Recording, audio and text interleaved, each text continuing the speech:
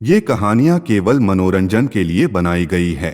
इनका किसी भी धर्म, जाति या व्यक्ति से कोई संबंध नहीं है। कृपया इन्हें एक काल्पनिक कहानी के रूप में देखें। पिछले एपिसोड में आपने देखा कि कैसे एक लड़की की जान बचाने के लिए इंडियन पैरानॉर्मल एक्सपर्ट गौरव तिवारी ने अपनी जान तक दांव पर लगा दी। एक शरीर और उसके अंदर 40 आत्माएं और फिर वो सौदा। गौरव उस लड़की को बचाने में कामयाब तो हो गया था, लेकिन जाने अनजाने में उसने खुद के ऊपर मुसीबत मोल ले ली थी, जिसमें वो 40 के 40 काले साए गौरव को अपने आसपास दिखाई दे रहे थे। लेकिन जैसे ही वो गायब हुए, गौरव का शरीर कांप उठा, उसका चेहरा सख्त पड़ने लगा। अब जरा सोचिए, अगर आपको अचानक कोई भूत या कोई पैरानॉर्मल क्रिएचर दिख जाए तो आप क्या करेंगे? डरेंगे या फिर किसी से मदद मांगेंगे? लेकिन गौरव ऐसा इंसान नहीं था। उसकी जिंदगी का हर दिन आत्माओं के बीच ही बीतता था। हैरानी की बात यह थी कि इतनी खौफनाक मौजूदगी के बावजूद गौरव हमेशा खुद को शांत रखता। लेकिन अपनी मौत से कुछ दिन पहले गौरव पूरी तरह बदल चुका था। वो डरा सहमा और अंदर से टूटा हुआ लग रहा था। सवाल ये है कि आखिर ऐसा कौन सा डर था जो उस इंसान को भी तोड़ रहा था, जो रोज भूतों के बीच रहता था। सर उठिए, क्या हो गया आपको? सर आप मुझे सुन पा रहे हैं? उफ, हमें डॉक्टर की मदद लेनी पड़ेगी। डोंट वरी मैडम, मैं अभी डॉक्टर को बुलाता हूँ। मिस्टर तनेजा ने फोन निकाला और डॉक्टर को कॉल करने ही लगे थे कि अचानक गौरव झटके से उठकर बैठ गया और हाथ उठाकर रुकने का इशारा करने लगा। डॉक्टर, नहीं, अभी नहीं। जो चीज अभी इस घर में है वो डॉक्टर की समझ से बाहर है। सर आप ठीक तो हैं? गौरव ने हल्का सा सिर हिलाते हुए हाँ का इशारा किया, लेकिन उसकी आंखें और चेहरा अब भी पीला नजर आ रहा था। मान्या। यस सर, बोलिए।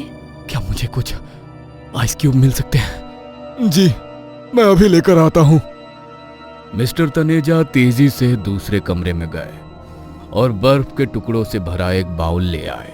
ये लीजिए सर। मिस्टर तनेजा ने जैसे ही बर्फ से भरा बाउल गौरव के हाथों में थमाया, वो भूखों की तरह उस पर टूट पड़े।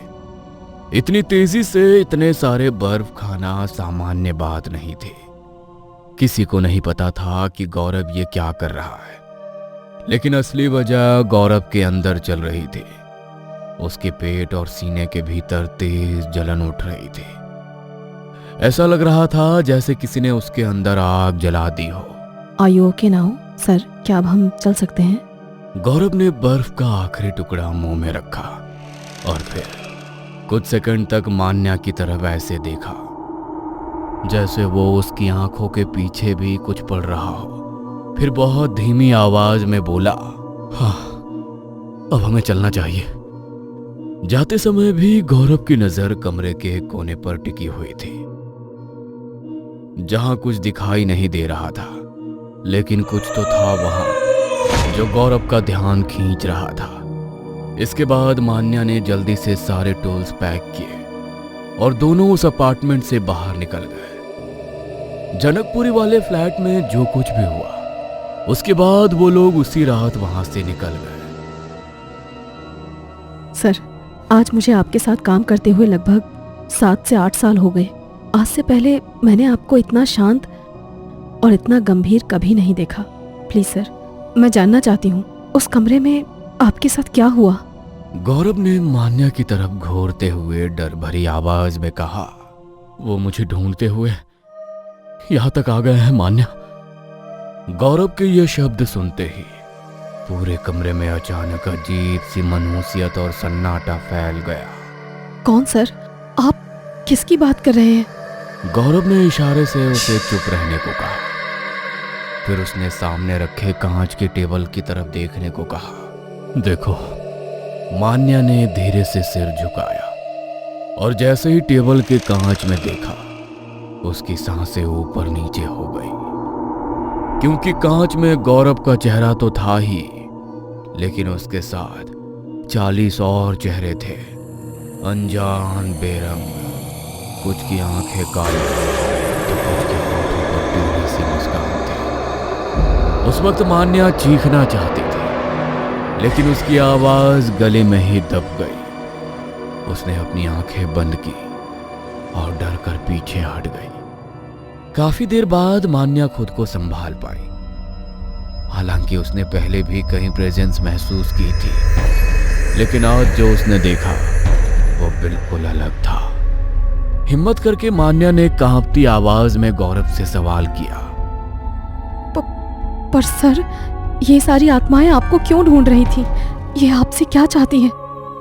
मान्या, मुझसे बहुत बड़ी गलती हुई थी।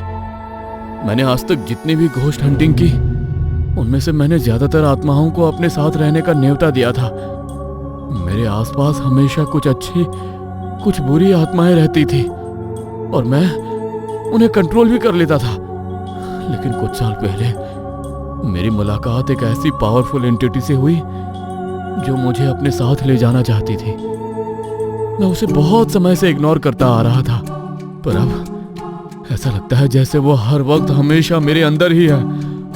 बस वो खामोशी से मेरे हिम्मत हारने का इंतजार कर रही है। सर, उससे पीछा छुड़ाने का कोई तरीका तो होगा। तरीका है मान्या, और मैं उसे खोजने की कोशिश भी कर रहा था, मगर पिछले कुछ दिनों से मुझे बचुआ नजर आने लगा है। कभी सड़क पर और सबसे ज्यादा मेरे सामने वाली उस विंडो में। बचुआ का नाम सुनते ही मान्या का चेहरा डर से पीला पड़ गया। बचुआ? वो बच्चे की आत्मा जो तभी दिखाई देती है जब किसी की मौत करीब होती है। हाँ मान्या, वही बचुआ जिसे मैंने सालों पहले शांत कर दिया था, मगर हाल फिलहाल में वो वापस लौट आया है। पर सर, ये सब शुरू कहाँ से हुआ? हमने तो किसी ऐसी खतरनाक रूह को छेड़ा भी नहीं। हमने छेड़ा नहीं, लेकिन उन्हें चैलेंज जरूर कर दिया था। कहीं आप भानगढ़ किले की बात तो नहीं कर रहे, जहां हम 5 साल पहले पूरी रात रुककर इन्वेस्टिगेशन कर रहे थे? हाँ मान्या, ये उसी वक्त की बात है जब मैंने मिस्टर तनेजा की बेटी की भानगढ़ वाली तस्वीर देखी तो मेरा शक यकीन में बदल गया। ये मेरे लिए एक बुलावा था, या फिर कह सकती हो वो लड़की मुझ तक पहुंचने का एक जरिया थी।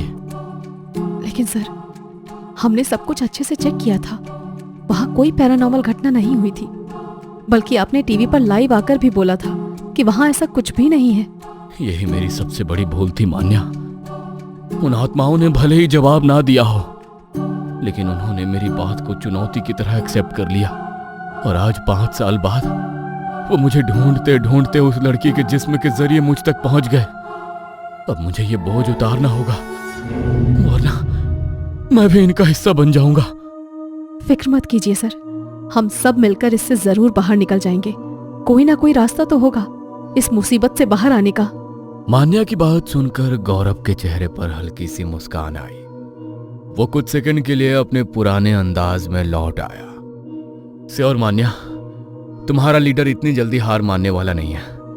हमें अभी और काम करने हैं। समाज में फैले अंधविश्वास और सच्चाई के बीच एक मजबूत लकीर खींचनी है। Of course sir. आज के लिए इतना काफी है, रात भी बहुत हो गई है। कल मिलते हैं, अभी मुझे अपनी फैमिली के पास जाना है। मान्या ने गुड नाइट कहा और अपने घर के लिए निकल गई। मान्या के जाते ही गौरव के चेहरे पर वही तनाव फिर लौट आया। वो खिड़की की तरफ मुड़ा और कुछ सेकंड तक बस देखता रहा, और फिर कुछ देर बाद ऑफिस से निकलकर रात के करीब 1:30 से 2:30 बजे के बीच गौरव आखिर अपने घर पहुंच गया। अगली सुबह 7 जुलाई 2016 गौरव की आंख खुली तो उसे लगा जैसे वो पूरी रात सोया ही नहीं। सिर भारी था, गला सूखा और पेट के अंदर वही जलन, जैसे अंदर कहीं